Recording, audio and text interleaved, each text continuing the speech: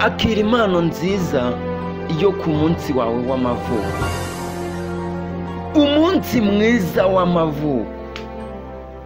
Umunsi uvuka byari byiza, byari ibirori, abantu bose bishimye, buri wese afite amatsiko yo kureba umuvaburayi.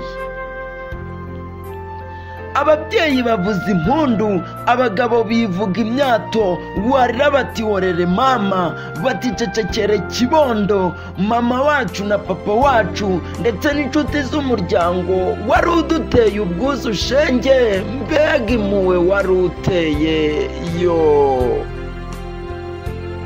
Iminsi 8 niyatinze, baragusohora uko bisanzwe, batera insina niko bigenda, nabonaga ari ubukwe budasanzwe, isogi n'imbwija ziri mu cyungo, umutsima mwiza wa kinyarwanda uvuzwe mu masaka n'uburo, waruriwe ku nkoko, uhabwa abana uko bisanzwe, mbega ibyishimo byinshi.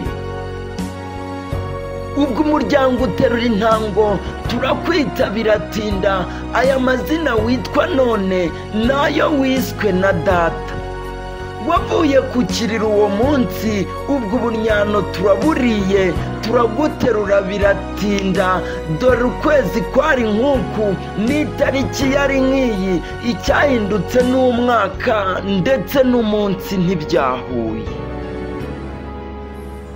Warezwe neza nk'intore, uhabwa uburere bwiza, ngo nawe uzigeza heza, ujye mu cyerekezo cyiza, ugeze igihe ugana ishuri, uriga neza na morali n'ikinyabupfura kigukwiye, ugera ku kigero cyiza. Isabukuru nziza rwose. Ndakubwira ubuzima bwawe ngo nawe umenye imvano yawe, umenye iyo uva n'iyo ujya, bikubera akabando uzicumba iminsi yose. Ntibirangirira ahangaha ngo bishirire mu byishimo, komeza ugende tukuri hafi, inshuti zawe tukuri hafi, mu rugendo rw'ubu buzima jya wiringira rurema, akurinde umwijima, aguha amashyo yo gukama, uwo rutoshye udakarama, azaguha imigezi idakama, azakurinda guhekurama.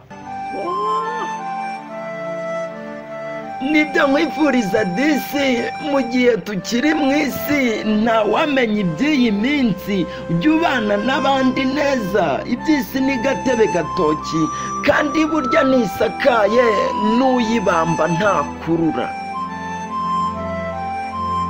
Komeza utere intambwe ntore, maze dushimire iyaduhanze, yaduhurije ahangaha, izakurinde mpaka ushaje, udafite umugayo mu bandi.